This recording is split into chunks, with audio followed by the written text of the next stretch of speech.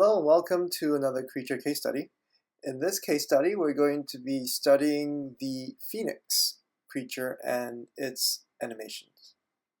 Before we begin, let's take a look at the body part images that make up this phoenix. So click on meshing, and here's the head, the wing, the tail, the body, the leg, and its crown-like feather. Okay, let's get back to the animation. The Phoenix has two animation clips. There's the default clip and there is the flight clip.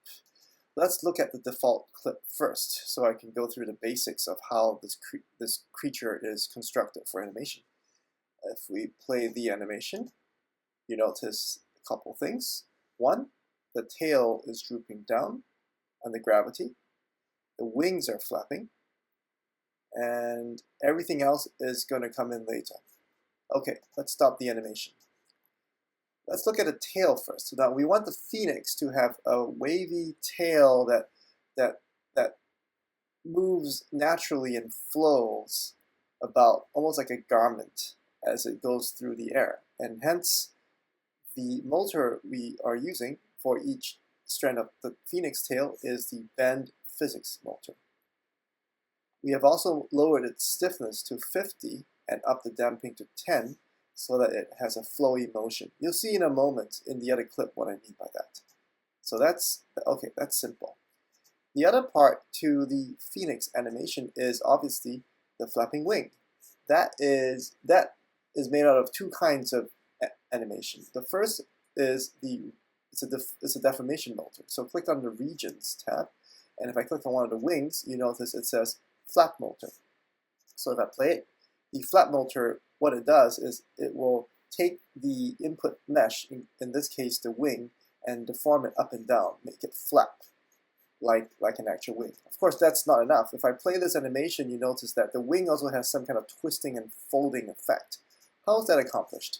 Well, go back to the bones tab, and if I play the animation again, you notice that the upper bones of the phoenix are also rotating about. Okay, so clicking on one of the bones of the wing gives you a rotate cycle motor. So both the two end bones of each wing have rotate cycle motors installed on them. And it's this combination of rotate cycle motors and the flapping motor that allows us to have this twisting, this beautiful, nice twisting motion on the wings of the phoenix. Okay, and then finally we have this guy over here. The crown feathers have a simple bend physics motor and they droop under gravity. Right, so that's the default animation clip. Let's go to the flight animation clip to see the phoenix in action. So let's load that clip and let's play the animation.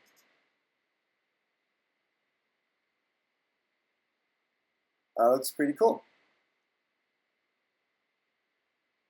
Right, let's break it down again, see how this was accomplished. Now, in addition to the motors installed in the previous default clip, you notice that the legs also follow, and they droop about as the phoenix flies through the air. So how is that done? Well, very simple. The legs are just bend physics motors. Okay. Now, obviously, I know what you're going to be asking now. How do you do the most difficult part of the animation? That is, how do you make the phoenix fly in this curve, in this line curve? Well, surprise, surprise, we didn't animate that manually. We used the very powerful pathing tools of Creature. So click on Paths, and you will see a path called Flight Path. And this is the path that we created that then had its data transferred into the phoenix to make it follow this curve. Okay, so if we go back to the bones view again, and we click on the base bone, the way we did it was we made that path in the path view, went back to the base bone and clicked path transfer, and then we basically transferred the flight path over to the base bone, which had an FK motor. Similarly, for the other bones, we also transferred the flight path over. However, in that case, we did not transfer the position because remember, it's the base bone that's carrying the phoenix. All we did was transfer the orientation. So we unchecked apply position and only checked apply orientation for the subsequent FK bones on the phoenix. The other thing that we did was we added a time offset into the path transfer for the other bones. This is to make the other bones pose with the curve, but they are posed in a time offset fashion. That is, they look ahead by, say, 5 or 10 frames, because the base bone is behind the bones in front of it, which means that this bone here is going to read off the animation directly from the curve, and this bone here should also read off the animation, but it should read off the animation in the future because it's in front of this bone. And so that's what we did. We added a time offset of, say, 10, and because we didn't care about position, we only checked the apply orientation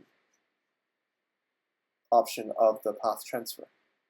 And with that, we could transfer the entire animation curve onto the phoenix. And so once we did that, everything else just fell into place. The tail flopped naturally because we had physics on it, and so did the legs and the crown of phoenix.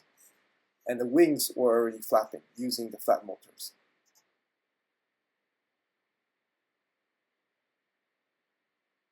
Okay, and that basically makes up our phoenix animation.